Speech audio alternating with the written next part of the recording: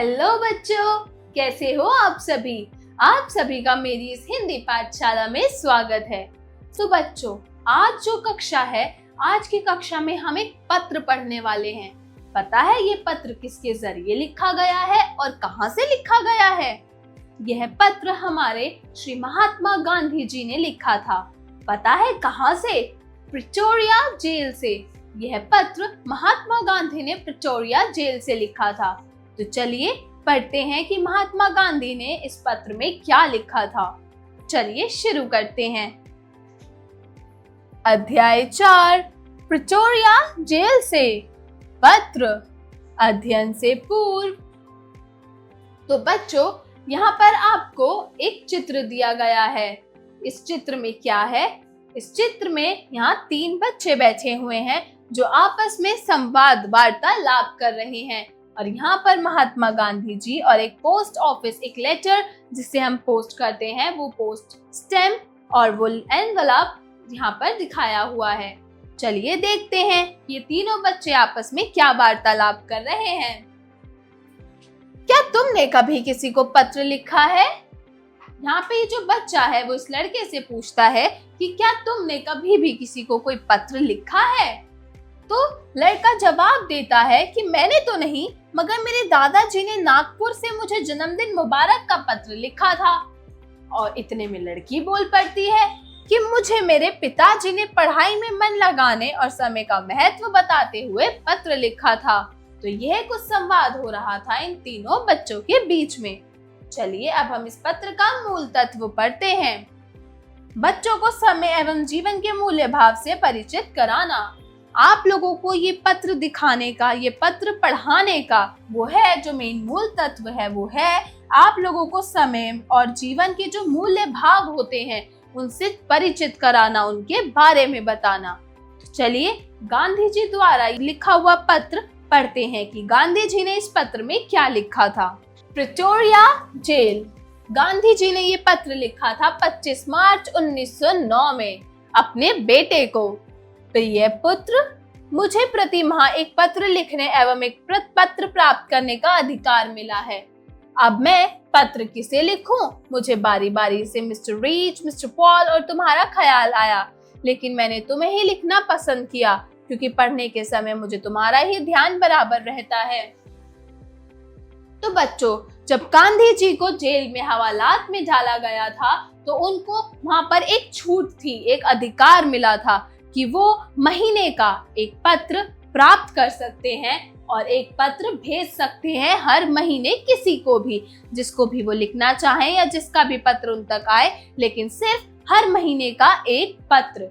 तो जब उन्हें ये अधिकार मिला तो उनके मन में कई लोग आए, जैसे कि मिस्टर रीच, मिस्टर पॉल और उनका बेटा। लेकिन उन्होंने पत्र लिखना अपने बेटे को जरूरी समझा और सही समझा। पता है क्यों? क्योंकि पढ़ने के समय उन्हें सबसे ज्यादा ध्यान उनका ही रहता है। वो बोलते हैं कि मेरे बारे में तुम जरा भी चिंता मत करना। विशेष कुछ कहने का अधिकार मुझे है नहीं, लेकिन मैं पूर्ण रूप से शांति से हूँ। आशा है कि बा अच्छी हो गई होंगी। मुझे ज्ञात है कि तुम्हारे कुछ पत्र यहाँ आए हैं, लेकिन वो मुझे नहीं दिए गए। फिर भी डिप्टी गवर्नर की उदारता से मुझे मालूम हुआ कि बा का स्वास्थ्य सुधर रहा है। क्या वे चलने फिरने लगी? बा और तुम लोग सवेरे दूध के साथ साबूदाना बराबर ले रहे होंगे। और मुझे तुम्हारे विषय में कुछ कहना चाहूंगा। तुम कैसे हो? तुम पर मैंने जो जिम्मेदारी डाली है, क्या तुम उसका सर्वथा योग्य हो और आनंद से उसे निभा रहे होंगे? मुझे ऐसी आशा है। गांधी जी अपने बेटे से बोलते हैं कि तुम मेरी बिल्कुल भी चिंता मत करो।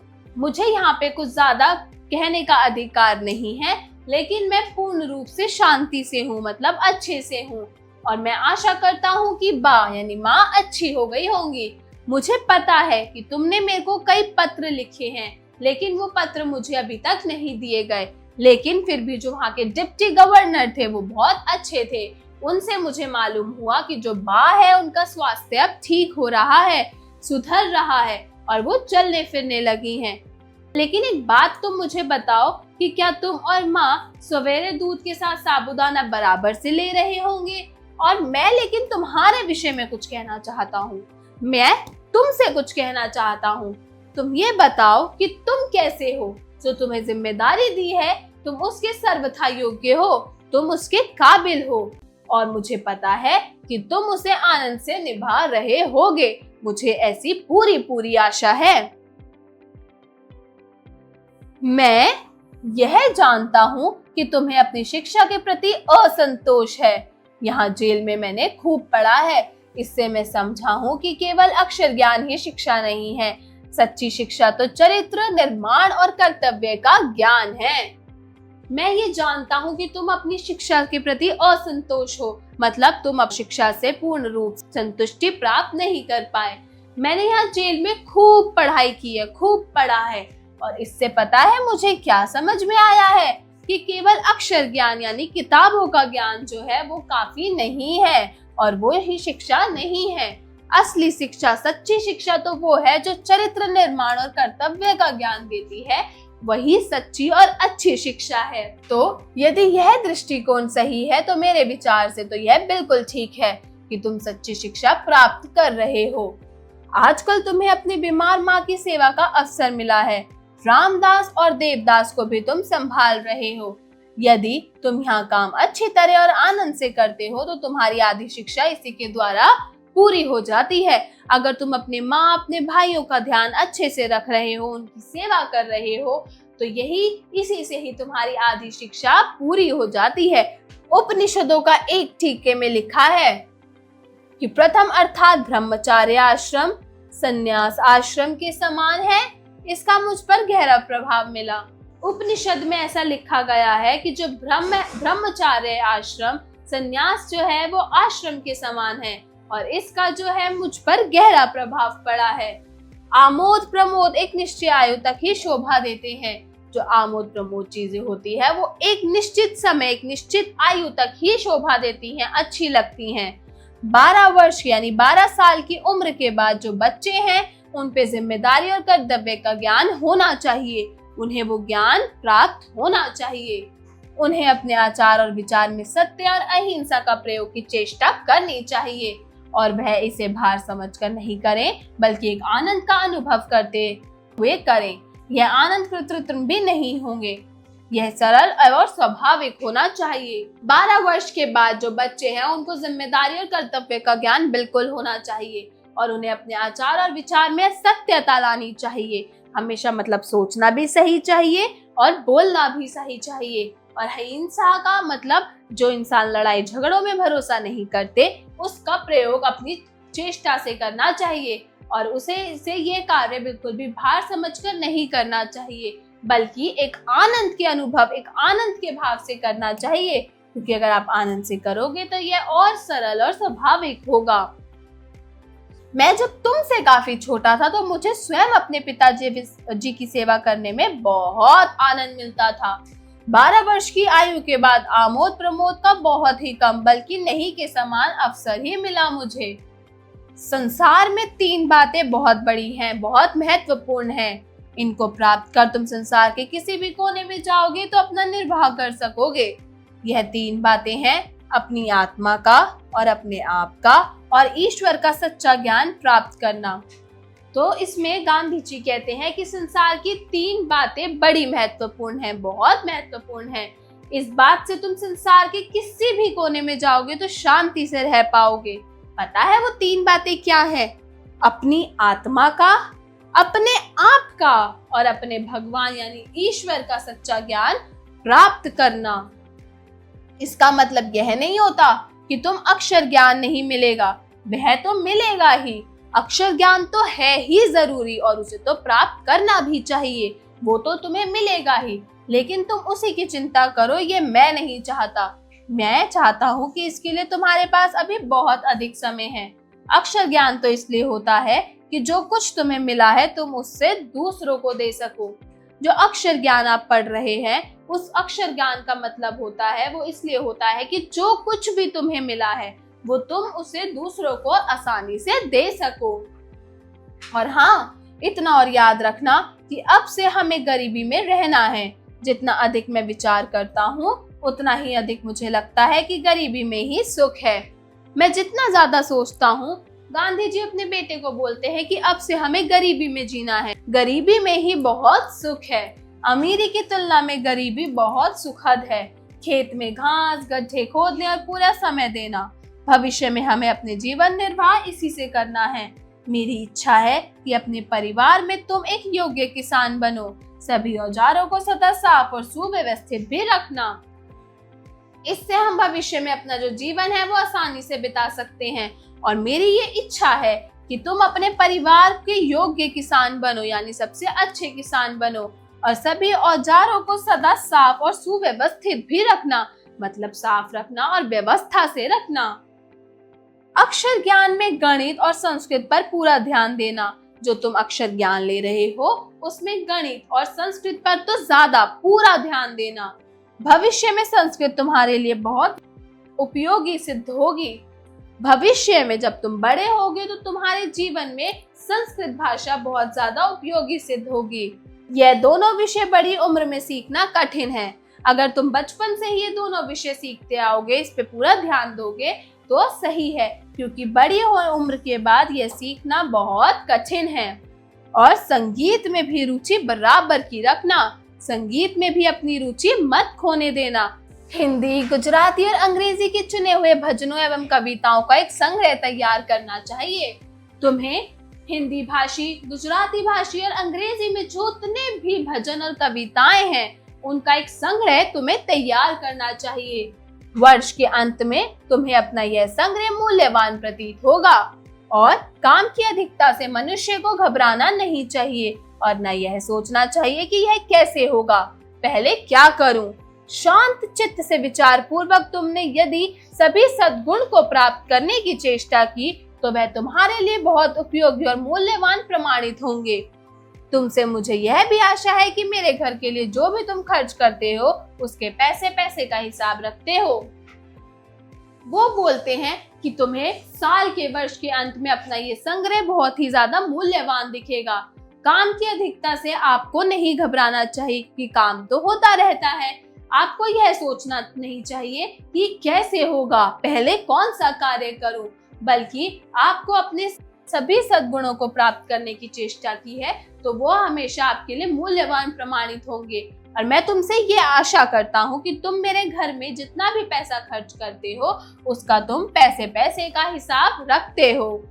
मुझे तुमसे यह भी आशा है कि तुम प्रतिदिन रोज शाम को नियम पूर्वक प्रार्थना करते होंगे, पूजा करते होंगे और रविवार को श्री वेस्ट के यहाँ भी प्रार्थना में जाते होंगे। सूर्योदय से पहले उठकर प्रार्थना करना बहुत ही अच्छा होता है। प्रयत्न पूर्वक एक निश्चित समय पर ही प्रार्थना करनी चाहिए। यह नियमितता तुम्हें अपने जीवन में आगे चलकर बड़ी सहायक सिद्ध होगी। इस पत्र को पढ़कर अच्छी तरह से समझ लेने के बाद मुझे जवाब देना। जवाब जितना लंबा चाहो उतना लिख सकते हो।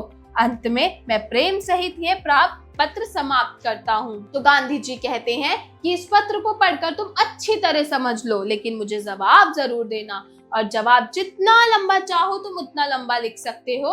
अंत में आखिर में मैं प्रेम सहित यह पत्र खत्म करता हूँ, समाप्त करता हूँ। तुम्हारा पिता मोहनदास करमचंद गांधी। तो बच्चों, यह था पत्र जो एक पिता ने अपने पुत्र को यानी करमचंद गांधी जी ने अपने पुत्र को लिखा था। तो चलिए अब हम कुछ शब्दों के अर्थ पढ़ते हैं, मतलब शब्दार्थ पढ़ते हैं। शब्दार्थ: माह मतलब महीना। आमोद प्रमोद मतलब खेलकूद करना या मौज मस्ती करना। आशा मतलब उम्मीद। कृत्रिम: कृत्रिम मतलब नकली। प्रयास मतलब कोशिश। सद्गुण मतलब अच्छे गुण। जीवन निर्वाह मतलब जीवन जीना। नियमितता मतलब लगातार। योग्य मतलब काबिल। संग्रह मतलब इकट्ठा करके रखना, मतलब एक जगह इकट्ठा करके रखना। चित्त मतलब मन। ब मतलब कस्तूरबा गांधी का एक नाम। कस्तूरबा गांधी को लोग ब भी बोलते थे। उच्चारण करें। तो बच्चों, यहाँ पर आपको कुछ शब्द दिए गए हैं जिन शब्दों का आपको सही तरीके से उच्चारण करना है। तो चलिए मेरे साथ इन शब्दों का उच्चारण करें। आंचल, आंचल। घबराकर, घबराकर। ध्यान, ध्यान। पत्तों, पत्तों। हंसकर, हंसकर। हृदय, हृदय। कदम, कदम। शहनाई, शहनाई। तो बच्चों, ये थे कुछ शब्द जिनका आपको लगातार उच्चारण करके जिनका अभ्यास करना है। तो आप इनका बार बार इन शब्दों का उच्चारण करके इनका अभ्यास करेंगे। और अब हम लोग बढ़ेंगे अभ्यास कार्य की ओर। जो पत्र हमने पढ़ा, अब हम उसका थोड़ा सा अभ्यास करेंगे। तो चलिए शुरू करते हैं। अभ्यास कार्य, जरा बोलिए। Speaking skills. प्रश्न 1, दिए गए प्रश्नों के उत्तर बताइए। तो बच्चों, यहाँ पर आपको कुछ प्रश्न दिए गए हैं। आपको इन प्रश्नों का सही सही जवाब देना है, सही सही जवाब बताना है। तो चलिए शुरू करते हैं। क, गांधी जी ने कौन से जेल से पत्र लिखा था? वेरी गुड, गांधी जी ने पत्र लिखा था प्रिटोरिया जेल से। ख, गांधी जी ने किसको पत्र लिखा? वेरी गुड, अपने पुत्र को। गांधी जी ने पत्र अपने पुत्र को लिखा था। ग, गांधी जी ने अपने पत्र में किसकी स्वास्थ्य की बात पूछी थी? वेरी गुड, गांधी जी ने अपने पत्र में बा की यानी कस्तूरबा गांधी जी के स्वास्थ्य की बात पूछी थी। घ, गांधी जी ने पत्र के अंत में अपना पूरा नाम क्या बताया था? जब पत्र समाप्त हुआ था, वहां गांधी जी ने अपना पूरा नाम लिखा था। वो पूरा नाम उन्होंने क्या बताया था? Very good, Mohandas Karamchand Gandhi. मोहनदास करमचंद गांधी। जरा लिखिए। Writing skills. प्रश्न 2, दिए गए प्रश्नों के उत्तर लिखिए। तो बच्चों, यहाँ पर आपको कुछ प्रश्न दिए गए हैं। आपको इन प्रश्नों को सही सही पढ़कर इन प्रश्नों का सही सही उत्तर लिखकर देना है। तो चलिए शुरू करते हैं। गांधी जी को पत्र लिखते समय किन किन व्यक्तियों का ख्याल आया? तो बच्चों, गांधी जी को पत्र लिखते समय अपने बा, अपने दोनों बेटों, बा और अपने पुत्र जिसको वो पत्र लिख रहे थे उसका ख्याल आया था। ख, गांधी जी ने अपने पुत्र को पत्र लिखकर किस विषय के संबंध में सलाह दी थी? तो बच्चों, गांधी जी ने अपने पुत्र को पत्र लिखकर यह सलाह दी थी कि सिर्फ अक्षर ज्ञान ही काफी नहीं होता, हमें अपने चरित्र निर्माण पर भी ध्यान देना चाहिए। हमारा आधा ज्ञान हमारे चरित्र निर्माण से ही पूरा हो जाता है। तो इसीलिए हमें अपने चरित्र निर्माण पर भी ध्यान देना चाहिए। मतलब हमें दूसरों की सेवा करना, उनसे आदर से बात करना, घर कैसे संभालना है, हर एक चीज पर बराबरी से ध्यान देना चाहिए। अगला प्रश्न है ग, अमीरी की तुलना में गरीबी सुखद है। इस कथन जिसे गांधी जी का क्या आशय था? तो बच्चों, अमीरी की तुलना में गरीबी सुखद है, इस कथन से गांधी जी कहना चाहते थे कि जितना व्यक्ति गरीब होता है उसकी इच्छाएं एक समेटे हुए उसकी तरह होती हैं, उसकी इच्छाएं ज्यादा नहीं होती हैं, इसीलिए वो सुखद होता है। लेकिन अमीरी, जितना उसके पास पैसा बढ़ता जाता है, उनकी चेष्टाएं, उनकी इच्छाएं भी उतनी बढ़ती जाती हैं, जिस वजह से वो इंसान सुखी नहीं रह पाता। इसीलिए गांधी जी ने कहा था कि अमीरी की तुलना में गरीबी सुखद है। घ, गांधी जी ने अपने पुत्र को संसार की 3 महत्वपूर्ण बातों को बताया था और क्यों बताया था? तो बच्चों, गांधी जी ने अपने पुत्र को संसार की 3 महत्वपूर्ण बातें बताई थी। कि अपने आप का, अपनी आत्मा का और ईश्वर के ज्ञान की महत्वपूर्ण बातें बताई थी। और वो पता है क्यों बताई थी? क्यों? ताकि वो ब्रह्मचार्य आश्रम और संन्यास आश्रम के बीच में अंतर समझ सके। इसीलिए गांधी जी ने अपने आप, अपनी आत्मा और अपने ईश्वर के ज्ञान की ये 3 महत्वपूर्ण बातें बताई थी। चलिए अब हम अगले प्रश्न की ओर बढ़ते हैं। प्रश्न 3, दिए गए वाक्यों में सही कथन पर सही तथा गलत कथन पर गलत का चिन्ह लगाइए। तो बच्चों, यहाँ पर आपको कुछ वाक्य दिए गए हैं। आपको इन वाक्यों को ध्यान पूर्वक पढ़ना है और इन वाक्यों में सही वाक्यों के आगे सही का चिन्ह और गलत वाक्यों के आगे गलत का चिन्ह लगाना है। तो चलिए शुरू करते हैं। क, अक्षर ज्ञान संपूर्ण ज्ञान नहीं है। क्या ये वाक्य सही है? बिल्कुल सही जवाब। यह वाक्य बिल्कुल ठीक है, तो हम इसके आगे सही का चिन्ह लगाएंगे। ख, गांधी जी ने प्रस्तुत पत्र जेलर को लिखा। क्या यह वाक्य ठीक है? नहीं, गांधी जी ने जो पत्र था वो अपने पुत्र को लिखा था, तो यह वाक्य गलत है। ग, आमोद प्रमोद एक निश्चित आयु तक ही शोभा देते हैं। जो आमोद प्रमोद है वो एक निश्चित समय, निश्चित आयु तक ही अच्छे लगते हैं, तो यह वाक्य बिल्कुल ठीक है। Very good. तो हम इसके आगे सही का चिन्ह लगाएंगे। घ, गांधी जी को जेल में अनेकों पत्र लिखने और प्राप्त पढ़ने का अधिकार था। क्या यह वाक्य ठीक है? नहीं, यह वाक्य बिल्कुल गलत है। गांधी जी को प्रति माह सिर्फ एक पत्र प्राप्त करने और एक पत्र लिखने का ही अधिकार था, तो हम इसके आगे गलत का चिन्ह लगाएंगे। अगला प्रश्न है प्रश्न 4, किसने कहा और किससे कहा? लिखिए। तो बच्चों, यहाँ आपको कुछ वाक्य दिए गए हैं। आपको ये बताना है कि यह वाक्य किसने कहे थे और किससे कहे थे। तो चलिए वाक्य पढ़ना शुरू करते हैं। क, 12 वर्ष की उम्र के बाद बच्चों को अपने आचार और विचार में सत्य और अहिंसा का प्रयोग करना चाहिए। तो यह वाक्य किसने लिखा था? तो बच्चों, यह वाक्य कहा था गांधी जी ने अपने पुत्र से। अगला है ख, भविष्य में संस्कृत तुम्हारे लिए उपयोगी सिद्ध होगी। यह वाक्य किसने कहा था? बेटे ने? नहीं, यह वाक्य भी गांधी जी ने कहा था अपने पुत्र से। चलिए अब अगले प्रश्न की ओर बढ़ते हैं। जरा सोचिए, क्रिटिकल थिंकिंग।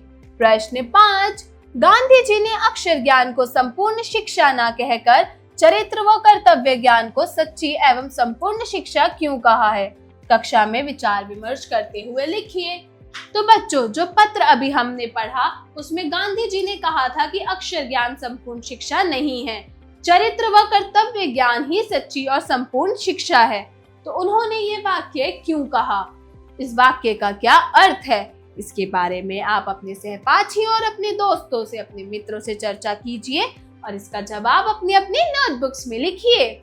चलिए इतने हम आगे बढ़ते हैं। जरा भाषा पर गौर कीजिए। Language skills. प्रश्न 6, दिए गए शब्दों को शुद्ध रूप में लिखिए। तो बच्चों, यहाँ आपको कुछ शब्द दिए गए हैं। आपको इसकी स्पेलिंग्स यहाँ गलत लिखी हुई हैं। आपको यह सही ढंग से लिखने हैं। तो चलिए शुरू करते हैं।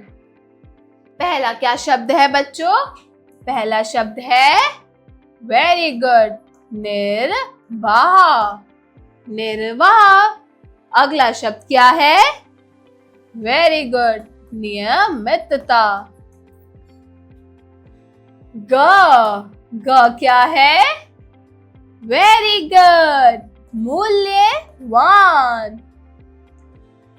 मूल्यवान। घ, अगला शब्द है संग्रह। अगला शब्द है संग्रह। प्रश्न 7, दिए गए शब्दों का वाक्य प्रयोग कीजिए। तो बच्चों, यहाँ पर आपको 3 शब्द दिए गए हैं, अहिंसा, कर्तव्य और स्वास्थ्य। आपको इससे वाक्य बनाने हैं। तो पहला है अहिंसा। अहिंसा से हमने क्या वाक्य बनाया? अहिंसा से हमने बनाया अहिंसा ही सबसे बड़ा धर्म है। अहिंसा ही सबसे बड़ा धर्म है। अगला शब्द है कर्तव्य। कर्तव्य से क्या वाक्य बनाएंगे हम? तो हमने कर्तव्य से बनाया कर्तव्य पालन ही जीवन का सबसे बड़ा सुख है। कर्तव्य पालन ही जीवन का सबसे बड़ा सुख है। अगला है स्वास्थ्य। स्वास्थ्य से क्या वाक्य बनाएंगे हम? वेरी गुड, सही। स्वास्थ्य जीवन के लिए बहुत आवश्यक है। स्वास्थ्य से हमने बनाया सही स्वास्थ्य जीवन के लिए बहुत आवश्यक है। चलिए अब आगे बढ़ते हैं।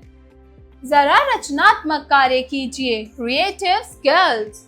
प्रश्न 8, आपके अनुसार सच्ची शिक्षा क्या है? अपने शब्दों में लिखिए। तो बच्चों, आप लोगों को बताना है कि सच्ची शिक्षा क्या होती है। इसका जवाब भी आप अपने मित्रों चर्चा कर इसका जवाब अपनी अपनी नोटबुक्स में लिखेंगे, अपने अपने शब्दों में। प्रश्न 9, हमें गांधी जी के किन वचनों का अनुसरण करना चाहिए? कक्षा में चर्चा कीजिए।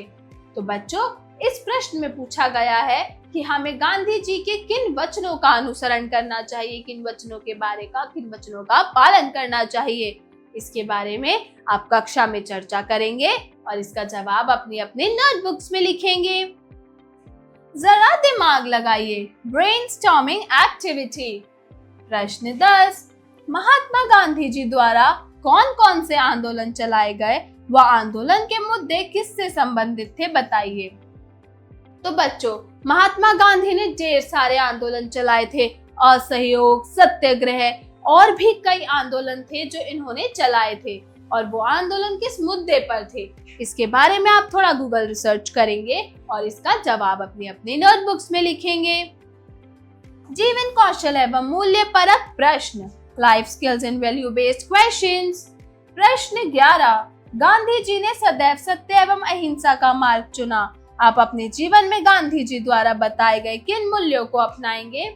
जो गांधी जी थे उन्होंने हमेशा सत्य और अहिंसा का मार्ग चुना था। तो आप अपने जीवन में गांधी जी के द्वारा बताए गए किन मूल्यों को अपनाएंगे?